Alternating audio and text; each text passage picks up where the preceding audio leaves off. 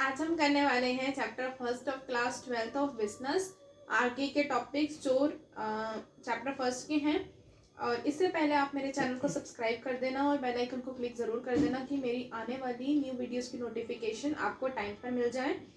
और आज स्टार्ट करने से पहले मैं एक बात और कहूँगी कि जिन्होंने मेरी पहले की वीडियोस नहीं देखी हैं इस चैप्टर की, तो पहले जाकर वो देख लें। अब स्टार्ट करते हैं new topic, nature of management. Nature of management क्या है, यानी मैनेजमेंट का कैसा बिहेवियर है, उसका क्या नेचर है। ठीक है, और इसमें हम ये देखेंगे कि मैनेजमेंट जो है उसका जो नेचर है वो किससे मैच करता है। ठीक है, अब किससे मैच करता है, कैसे करता है, चलिए देखते हैं। पहला है management as an art. Management जो है वो एक कला है, एक आर्ट है। कैसे? आर्ट की ये है आर्ट की डेफिनेशन। आर्ट क्या होता है? Art is the skillful and personal application of assisting knowledge to achieve desired result. यानी आर्ट एक ऐसी कला है जहां पर स्किलफुल एंड पर्सनल एप्लीकेशन होती है। स्किलफुल यानी जो भी हमें स्किल्स की, नॉलेज की रिक्वायरमेंट होती है आर्ट्स के अंदर।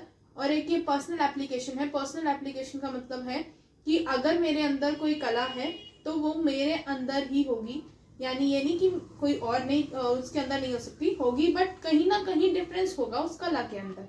ठीक है, जैसे मैं कहूँ कि अगर दो सिंगर्स हैं, ठीक है, अब उनके गाने का स्टाइल, उनके अंदर की वो कला, दोनों के अंदर डिफरेंट होगी। ठीक है, ऑफ एग्जिस्टिंग नॉलेज यानी जो नॉलेज उन्होंने पहले से गेन कर रखी है वो knowledge to achieve desired result. यानी जो भी उनकी जो स्किल्स है, उनकी जो नॉलेज है, उनकी जो पर्सनल एप्लीकेशन है, पहले उन्होंने जो गेन कर रखी है, उससे वो क्या करें, अपना जो रिजल्ट है, जो अपना गोल है, उसको अचीव करें।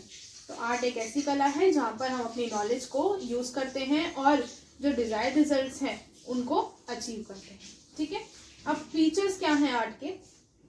Assisting of theoretical knowledge, assistance of theoretical knowledge, यानी कि यहाँ पर आर्ट के अंदर पूरी की पूरी थ्योरेटिकल नॉलेज होती है। यानी आर्ट एक ऐसा सब्जेक्ट है जहाँ पर थ्योरी ज़्यादा होती है, प्रैक्टिकली भी होता है, थ्योरी ज़्यादा होती है। जैसे for example literature on dancing.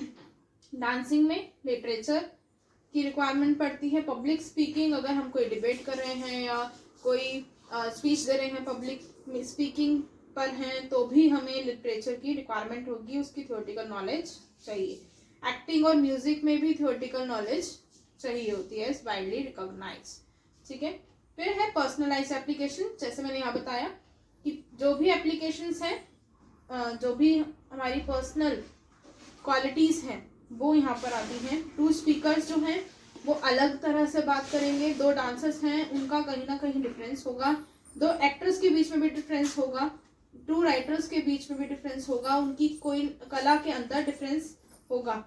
फिर है based on practice and creativity, यानी ये जो है वो प्रैक्टिस और क्रिएटिविटी के ऊपर बेस्ड होती है। यानी कोई भी अगर कला है, अगर हम कहें कि दो सिंगर्स हैं, यहाँ पर टू सिंगर्स ले लेते हैं, टू सिंगर्स हैं, ठीक है, अब उनकी दोनों की अपनी अपनी कला है। अगर वो और अच्छे से गाना प्रैक्टिस करते रहेंगे और न्यू चीज़ों को क्रिएट करते रहेंगे, क्रिएटिविटी भी करते रहेंगे, तो क्या होगा वो एक नया इनोवेशन भी कर सकते हैं। ठीक है, अब इसमें क्या है कि मैनेजमेंट आर्ट कैसे हुआ। मैनेजमेंट आर्ट कैसे हुआ, इसी के फीचर्स के ऊपर मैनेजमेंट बेस्ड है। एक्सिस्टिंग ऑफ थ्योरेटिकल नॉलेज, जो मैनेजमेंट है उसके अंदर भी थ्योरेटिकल नॉलेज होती है। जो भी हम ये पढ़ रहे हैं ये सारा मैनेजमेंट है, ये पूरा थ्योरेटिकल भी होता है। मैनेजमेंट में बहुत सारे बेसिक प्रिंसिपल्स होते हैं जो कि हमें थ्योरेटिकली दिए गए होते हैं। ठीक है, और मैनेजमेंट के बहुत सारे एरियाज हैं जहाँ पर लिटरेचर अवेलेबल है, लाइक मार्केटिंग है, फाइनेंस है, ह्यूमन रिसोर्स के ऊपर भी पूरा थ्योरेटिकल नॉलेज, थ्योरी दे रखी है कि हम ह्यूमन रिसोर्स को कैसे यूटिलाइज कर सकते हैं। तो मैनेजमेंट क्या है, उसके अंदर एक थ्योरेटिकल नॉलेज एग्जिस्ट करती है। फिर है पर्सनलाइज एप्लीकेशन। अगर मैं मैनेजमेंट की बात कहूँ तो मैनेजमेंट में अगर दो मैनेजर्स हैं तो उनका मैनेज करने का तरीका जो है वो अलग होगा। जैसे दो मैनेजर्स ने एक मैनेजर जो है वो कोई और मेथड यूज कर रहा है, दूसरा मैनेजर कोई और मेथड यूज कर रहा है, उनके मेथड्स में डिफरेंस होगा, उनके मैनेज करने में डिफरेंस होगा, तो यानी पर्सनलाइज एप्लीकेशन भी इसमें शामिल होती है। और फिर है based on practice and creativity. जो मैनेजमेंट है वो प्रैक्टिकली प्रैक्टिस और क्रिएटिविटी के ऊपर भी बेस्ड है। कैसे? अगर हमारे पास किसी भी काम को करने के लिए बहुत सारे ऑल्टरनेटिव्स होते हैं, ठीक है, अब जब मैनेजमेंट प्रैक्टिस में आता रहता है तो बहुत सारे न्यू ऑल्टरनेटिव्स भी मिल जाते हैं जिनकी हेल्प से डिसीजन को मेक किया जा सकता है, ठीक है। तो इसका मतलब मैनेजमेंट जो है वो आर्ट है। तो अगर यहाँ पर हम कहें मैनेजमेंट एज एन आर्ट तो वो यस ही आएगा आंसर, ठीक है। नेक्स्ट है मैनेजमेंट एज अ साइंस, यानी मैनेजमेंट जो है वो एक साइंस है। अब वो कैसे है? देखो, वैसे मैनेजमेंट एक साइंस नहीं है क्योंकि कुछ प्रिंसिपल्स, कुछ जो फीचर्स हैं मैनेजमेंट के वो मैच नहीं करते साइंस से, तो हम इसको एज अ सॉफ्ट साइंस भी बोलते हैं। सॉफ्ट साइंस क्यों बोलते हैं? क्योंकि कुछ फीचर्स जो हैं वो मैनेजमेंट से मैच करते हैं और जो कुछ हैं वो मैच नहीं करते। साइंस क्या है? Science is a systematised body of knowledge that explains certain general truths और the operation of general laws. यानी जो साइंस है वो एक ऐसी बॉडी ऑफ नॉलेज है, यानी सिस्टमैटाइज्ड बॉडी ऑफ नॉलेज है जिसमें जो काम है वो सिस्टम के द्वारा किया जाता है। सिस्टम यानी उसमें कोई ना कोई प्रोसेस जो है वो इंक्लूड होगा, ठीक है। दैट एक्सप्लेन्स, जो कि क्या एक्सप्लेन करता है? जनरल ट्रूथ को एक्सप्लेन करता है और जनरल लॉज। जनरल ट्रूथ यानी जो पूरे यूनिवर्सल ट्रूथ्स हैं, और जनरल लॉज यानी जो कि पूरे यूनिवर्सल लॉज हैं जो हर जगह एप्लीकेबल होते हैं, ठीक है। फिर है फीचर्स ऑफ साइंस। अब साइंस के क्या क्या फीचर्स हैं? सिस्टमैटाइज्ड बॉडी ऑफ नॉलेज। जो साइंस है वो एक सिस्टमैटाइज्ड बॉडी ऑफ नॉलेज है जहां पर हमारा जो प्रोसेस होता है, किसी भी चीज को अगर हम क्रिएट कर रहे हैं तो वो भी एक पूरे प्रोसेस के साथ होता है, ठीक है। और इसके पीछे कोई ना कोई सिस्टम या कोई ना कोई एक प्रिंसिपल लागू किया जाता है, ठीक है। जो साइंस है, अगर हम उसका कोई भी एक प्रिंसिपल अप्लाई करते हैं तो वहां पर cause and effect relationship create होता है। Cause and effect relationship means कि अगर हमने कोई भी डिसीजन मेक किया है तो वहां पे कोई ना, अगर उसका कोई ना कोई कॉज होगा और उसका कोई ना कोई इफेक्ट होगा, ठीक है। जैसे कि एक एग्जांपल है, the phenomenon of Apple falling from a tree towards the ground is explained by the law of gravity. Law of gravity के अंदर ये एक एग्जांपल एक्सप्लेन किया गया था साइंस में कि अगर एक एप्पल ट्री से फॉल होगा तो वो डायरेक्टली आके कहाँ गिरेगा? ग्राउंड पे गिरेगा। तो हम इसको क्या कहते हैं? इस प्रिंसिपल को लॉ ऑफ ग्रेविटी, जो कि ये क्या है? एक यूनिवर्सल लॉ है, ठीक है, जो हर जगह यूज होता है, पूरे वर्ल्ड में यूज किया जाता है। फिर है प्रिंसिपल बेस्ड ऑन एक्सपेरिमेंटेशन। जो इसका प्रिंसिपल है वो एक्सपेरिमेंट के ऊपर बेस्ड है, यानी जो साइंस है वो बेस्ड है पूरी एक्सपेरिमेंट्स पर। अगर हम एक्सपेरिमेंट्स करते रहेंगे तो क्या होगा? न्यू कोई ना कोई चीज इनोवेट हो जाएगी, ठीक है। न्यू आइडियाज इनोवेट हो सकते हैं, न्यू चीजें इनोवेट हो सकती हैं। फिर है यूनिवर्सल वैलिडिटी, यानी यूनिवर्सल एप्लीकेबल है, हर जगह इसका इस्तेमाल किया जाता है पूरे वर्ल्ड के अंदर। और जैसे हमारे कोई साइंस फॉर्मूलाज होते हैं वो पूरे यूनिवर्स को पता है कि क्या होते हैं, ठीक है। अगर मैं कहूँ कि हमारा वाटर है, उसका H2O फॉर्मूला है, ठीक है, ये पूरे यूनिवर्स में होगा। अगर आप कहीं देश से बाहर जाते हैं, कहीं भी जाते हैं, तो ये वही एप्लीकेबल होगा, ठीक है। अब इसमें कौन कौन से ऐसे फीचर्स हैं जो मैनेजमेंट से मैच करते हैं वो अब हम देखते हैं, ठीक है। सिस्टमैटाइज्ड बॉडी ऑफ नॉलेज, यानी जो साइंस है वो एक सिस्टमैटाइज्ड बॉडी ऑफ मैनेजमेंट जो है वो एक सिस्टमैटिक बॉडी ऑफ नॉलेज है। कैसे? यहाँ पर बहुत सारे लॉज, बहुत सारे जो प्रिंसिपल्स हैं वो एप्लीकेबल किए जाते हैं मैनेजमेंट के अंदर। बहुत सारे प्रिंसिपल्स होते हैं, ये प्रिंसिपल्स का चैप्टर नेक्स्ट चैप्टर ही है, पूरा एक चैप्टर है प्रिंसिपल्स के ऊपर। और उनके कॉज एंड इफेक्ट रिलेशनशिप, उन प्रिंसिपल की भी कॉज एंड इफेक्ट रिलेशनशिप होती है कि अगर हम कोई भी एक प्रिंसिपल अप्लाई करेंगे तो उसका क्या इफेक्ट आएगा, ठीक है। तो यानी ये वाला जो फीचर है वो एप्लीकेबल होता है। नेक्स्ट है principles based on experimentation. Principle जो है एक्सपेरिमेंट के ऊपर बेस्ड है। अब इसमें भी यही है, अगर जब हमारा मैनेजमेंट है, हम उसकी प्रैक्टिस बार बार करते रहते हैं, जिसकी हेल्प से कोई ना कोई नया प्रिंसिपल हमारे को मिल जाता है, ठीक है। अब जो हमारे प्रिंसिपल्स हैं वो दो पर्सन्स ने दिए हैं, एक फ्योल ने दी है और एक टेलर ने दिए हैं। तो उनकी एक्सपेरिमेंट से, उनके खुद के व्यूज के ऊपर ये प्रिंसिपल्स बने हुए हैं। तो यानी ये फीचर भी मैनेजमेंट के अंदर एप्लीकेबल होता है। यूनिवर्सल वैलिडिटी, ठीक है। यूनिवर्सल वैलिडिटी का मतलब है कि ये यूनिवर्स में एप्लीकेबल होगा। मैनेजमेंट बेशक यूनिवर्स में एप्लीकेबल है कि हर जगह मैनेजमेंट की रिक्वायरमेंट हमें है, लेकिन अगर मैं कहूँ कि एक प्रिंसिपल है मैनेजमेंट के अंदर, डिवीजन ऑफ वर्क है, और एक प्रिंसिपल हम कोई भी ले सकते हैं, डिवीजन ऑफ वर्क ले लेते हैं, तो मैं कहती हूँ कि हमारे इंडिया के अंदर अगर ये वाला प्रिंसिपल यूज हो रहा है डिवीजन ऑफ वर्क का, एक ऑर्गेनाइजेशन के अंदर यूज हो रहा है, दूसरी ऑर्गेनाइजेशन क्या पता इस प्रिंसिपल को यूज ही ना करे, तो यानी ये यूनिवर्सल एप्लीकेबिलिटी नहीं है। हर जगह इस्तेमाल हो तो सकते हैं, बट जरूरी नहीं है कि हर जगह वो हर तरीके एक ही तरीके से यूज होंगे। यहाँ पे अगर डिवीजन कर रहे हैं वर्क का, तो वो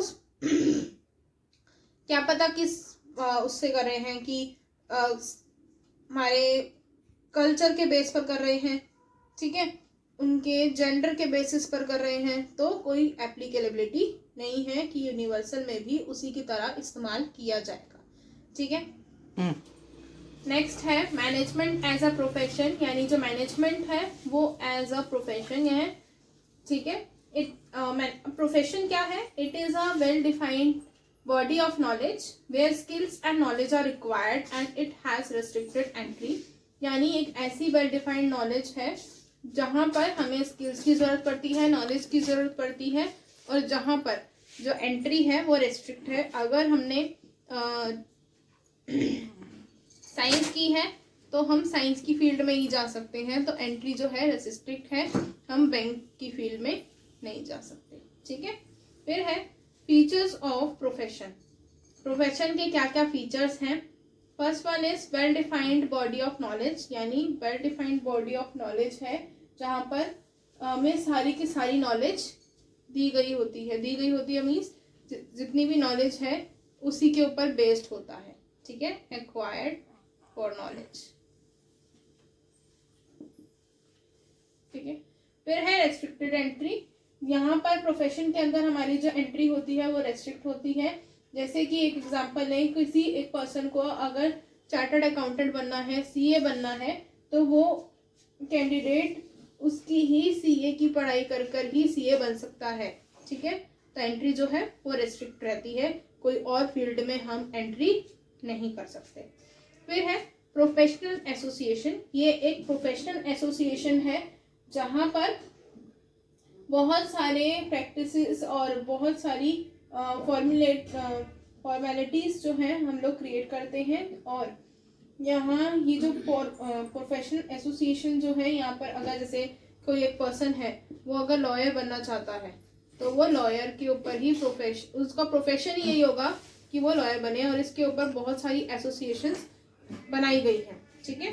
एथिकल कोड ऑफ कंडक्ट, ये एक एथिकल कोड ऑफ कंडक्ट भी है। जैसे इसमें हम कह सकते हैं जब जो डॉक्टर्स होते हैं उनको जब हम डिग्री या सर्टिफिकेट हैंड ओवर करते हैं तो उनसे एक ओथ करवाई जाती है, ओथ यानी एक शपथ दिलवाई जाती है, उनको शपथ देते हैं, तो वो एक एथिकल कोड ऑफ कंडक्ट भी होता है प्रोफेशन के अंदर। सर्विस मोटिव, यानी कोई भी अगर एक प्रोफेशन है उसका जो मेन मोटिव होगा वो सर्विस करना भी होगा, ठीक है। और फिर है, अब इसमें हम क्या कह सकते हैं कि जो मैनेजमेंट है वो कैसे इससे मैच करता है, प्रोफेशन है या नहीं है। तो well defined body of knowledge, management के अंदर जो भी नॉलेज है, हमें नॉलेज की रिक्वायरमेंट होती है, उसके अलग अलग प्रिंसिपल्स होते हैं मैनेजमेंट के, बहुत सारे स्ट्रैटेजीज होती हैं मैनेजमेंट की, फंक्शंस होते हैं, तो ये सारी नॉलेज एक मैनेजमेंट के लिए रिक्वायरमेंट होती है। फिर है रेस्ट्रिक्टेड एंट्री, मैनेजमेंट में आने के लिए, मैनेजर बनने के लिए कोई एंट्री की रेस्ट्रिक्शन नहीं होती है। तो ये वाला प्रिंस जो है ये तो यस है कि हाँ मैनेजमेंट के साथ ये मैच करता है, लेकिन ये वाला मैच नहीं करता। क्यों नहीं करता? क्योंकि मैनेजमेंट के अंदर कोई भी एंट्री रेस्ट्रिक्ट नहीं होती। अब इसके अंदर नेक्स्ट है प्रोफेशनल एसोसिएशन।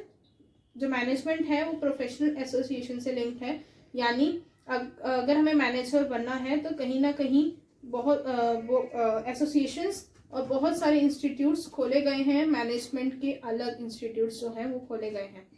जैसे एक इंस्टीट्यूट है ऑल इंडिया मैनेजमेंट एसोसिएशन का, AIMA, ठीक है। फिर है एथिकल कोड ऑफ कंडक्ट।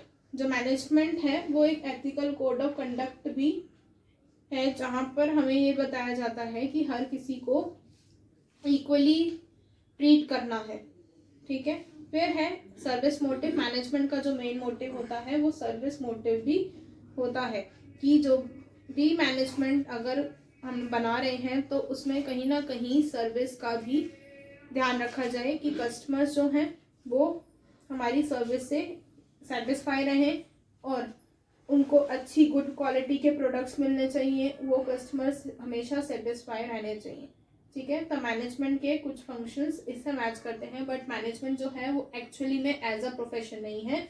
क्यों? क्योंकि कुछ फंक्शंस ऐसे हैं, कुछ फीचर्स ऐसे हैं प्रोफेशन के जो उससे मैच नहीं करते। बट जो ये प्रोफेशनल एसोसिएशन और रेस्ट्रिक्टेड एंट्री वाला है, इस पर आजकल थोड़ा बहुत काम चल रहा है कि ये मैनेजमेंट को हम एज अ प्रोफेशन क्रिएट कर सके। आज इतना ही टॉपिक करेंगे। उसके बाद अगर आपको इतने टॉपिक में कोई भी क्वेरीज है तो कमेंट सेक्शन में बता देना। मेरी वीडियो को लाइक और शेयर भी कर दें।